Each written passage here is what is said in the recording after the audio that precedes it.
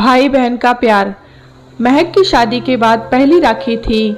उसके भैया उसे लेने जाने वाले थे। महक की शादी बड़े घर में बहुत ठाट बाट से रहती थी। जो ससुर नीरज जी ने बेटे राजीव और पत्नी नमिता जी को पहले ही आदेश दिया था कि बहू शादी के बाद पहली बार मायके जाएगी तो सबके लिए तोहफे और मिठाई जरूर भेजना और उसमें कोई कमी नहीं रहनी चाहिए।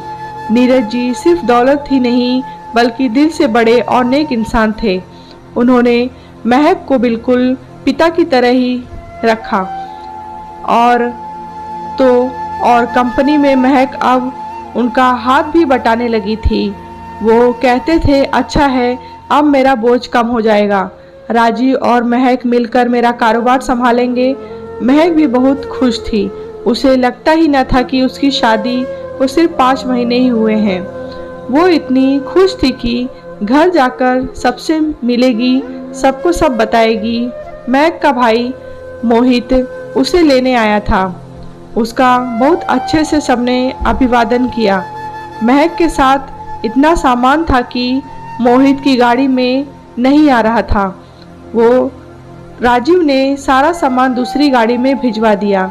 महक बहुत खुश थी, लेकिन मोहित के चेहरे में खुशियाँ गायब सी दिख रही थी।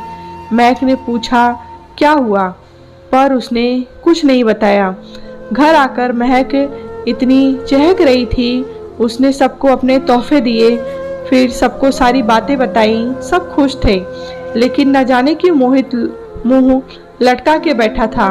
अब तो महक ने बोल ही दिया, बताओ ना मोहित भैया क्या बात है, आप तब से ऐसे क्यों बैठे हो? मेरा आना आपको अच्छा नहीं लगा क्या? मोहित बोला पड़ा, तेरा आना तो अच्छा लगा, पर इस तरह तेरे ससुर जी को इतना दिखावा करने की क्या जरूरत थी? इतना सब कुछ देकर अपनी अमीरी का दिखावा करना जरूरी था क्या? महक अवाक उसे देखने लगी। भैया ऐसा कुछ भी नहीं है, वो तो मैं पहली बार यहाँ आई हूँ इसीलिए, और वो ये कहते हैं कि शादी में आप सब ने बहुत किया, अब उनका भी तो कुछ बनता है। आखिर अब दोनों परिवार एक ही है ना? बीच में ही मोहित बोल पड़ा, तो इतना सब देने की क्या जरूरत है हमें दिखाने के लिए? महक बोली, भैया आप गलत समझ रहे हैं। मैं बिल्कुल सही समझ रहा हूँ। इन बड़े लोगों की आदत होती है दिखावा करने की, पहले दे देंगे फिर सुनाएंगे।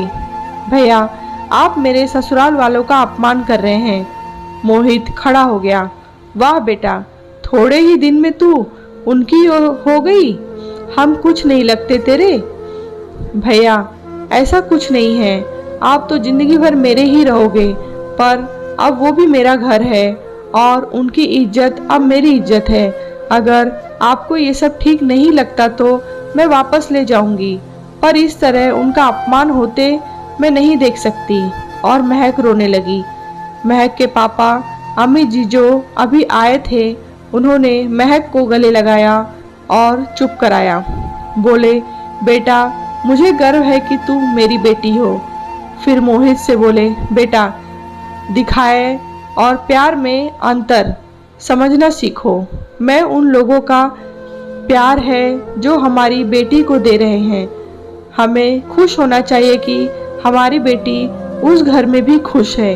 मोहित चुपचाप अंदर चला गया और अमित जी अपनी बेटी को समझाने में लग गए। बेटा मोहित भी तेरा या उनका अपमान नहीं कर रहा है, बस उसे फिक्र है, तो जानती ही है ना तेरे बिना उसका कोई काम नहीं होता।